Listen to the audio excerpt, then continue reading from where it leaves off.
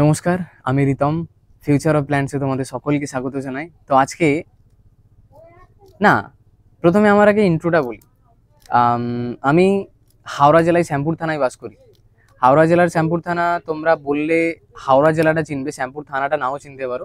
তাই জন্য বলে দিচ্ছি, আমাদের সব থেকে কাছে রেলওয়ে স্টেশন হচ্ছে উলুবেড়িয়া বাগনান। এই দুটোই এগু পিছু, তবে দুটো থেকে আসা যাবে ইজিলি, উলুবেড়িয়া বাগনান। কারণ উলুবেড়িয়া থেকে আমাদের বাড়ির ডিস্টেন্স 30 থেকে 35 কিলোমিটার ভেতরে। আমাদের এখানে ট্রেন চলাচল করে না, তাই জন্য তোমরা বাসে করে আসতে পারো। উলুবেড়িয়া থেকে ইজিলি বাসও আসে, অটো আসে, যে কোনো একটা ধরে নিয়ে চলে আসতে পারো।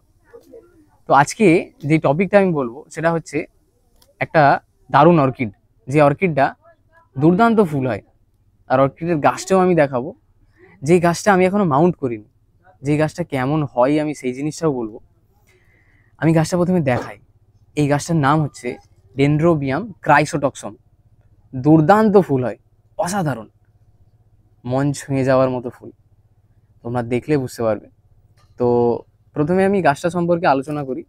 গাছটা যে হেলথ, অসাধারণ হেলথ। কারণ গাছটা আমি ভালো করে দেখাই। এই যে গাছ, গাছের পাতা, গাছের যে পুরনো কেন, প্লাস আরও একটা ইন্টারেস্টিং জিনিস দেখায়, সেটা হচ্ছে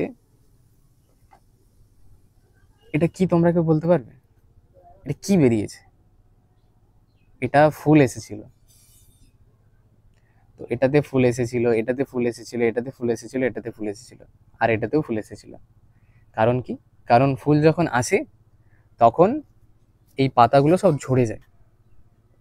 এটা মাথায় রাখতে হবে। কিছু কিছু ভ্যারাইটি আছে, যেমন এই ভ্যারাইটিটাও সেই রকম ভাবেই পড়ে, যে ফুল আসার আগে পাতাগুলো ঝরে যাবে, এরকম কেন হয়ে যাবে, আর এই শুকনো কেনগুলোতে ফুল আসবে, একদম ভরে থাকবে, দুর্দান্ত দেখতে লাগে। আমি উপরে ছবিটাও তোমরা দেখতে পাচ্ছ। এই যে গাছ, দুর্দান্ত হেলথ। তো এটাকে আমি কিভাবে এই কাঠটাতে সেট করবো আমি সেই জিনিসটাও দেখাবো।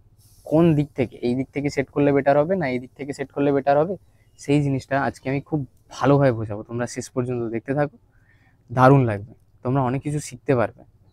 আমি যতটা জানি আমি ততটাই শেয়ার করি, অতিরিক্ত কিছু শেয়ার করি না। তো দেখতে থাকো, সব বুঝতে পারবে। চলো দেখানো যাক কিভাবে বাঁধি, কি সুতো দিয়ে বাঁধি, কি দিয়ে বাঁধি, আমি সব কিছু দেখাবো আজকে। এই যে এই গাছটাকে আমি মাউন্ট কিভাবে করব, এই কাঠটাতে আমি মাউন্টটা করব, কোন দিক থেকে করলে বেটার হবে আমি সেটাও দেখাচ্ছি। এই দিক থেকে করলে বেটার হবে না এই দিক থেকে, তো এই জিনিসটা জানা খুব ইম্পর্ট্যান্ট। সব দিক থেকেই আমি দেখালাম। তো যেই ভুলগুলো সবাই করে, রুটসটাকে প্রথমে নিচের দিকে রাখতে হবে, একদম যেই চ্যাপটা অংশটা আছে সেম যেভাবে একদম ন্যাচারালভাবে থাকে সেমভাবে আমি করছি। আমি কোনো রকমভাবে আলাদাভাবে করছি না, কারণ আমি কাঠেই মাউন্ট করছি, যেটাতে খুব ভালো করে হয়। আমি ব্যবহার করছি এখানে টাওয়ারের সুতো, আমি এটাকে টাওয়ারের সুতোই বলি।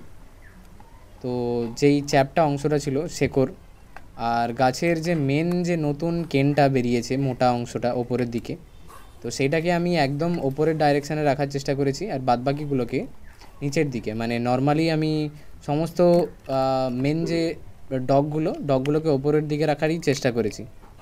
তারপরে আমি সুন্দরভাবে এমনভাবে বেঁধে দেবো গাছটা একটুকু নড়বে না, কারণ নড়লে রুটস সেভাবে তাড়াতাড়ি ধরবে না কাঠেতে।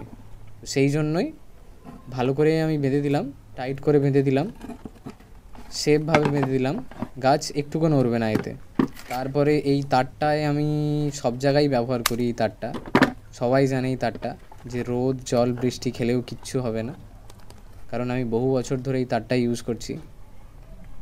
এই তারটা খুব সুন্দরভাবে পাকিয়ে দিতে হবে, খুব ইজিলি হাত দিয়ে পাকানো যাবে ইজিলি।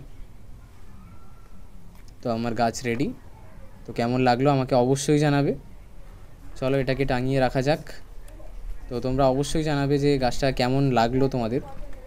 আর এই রকম ভিডিও যদি দেখতে চাও অবশ্যই ফলো করে রাখবে, তাহলে সব থেকে প্রথমেই দেখতে পেয়ে যাবে। আর যদি যারা ইউটিউবে আছো তারা ইউটিউবে আমাকে সাবস্ক্রাইব করতে পারো, তাহলে আপনাদের সকলের কাছে আগেই পৌঁছে যাবে।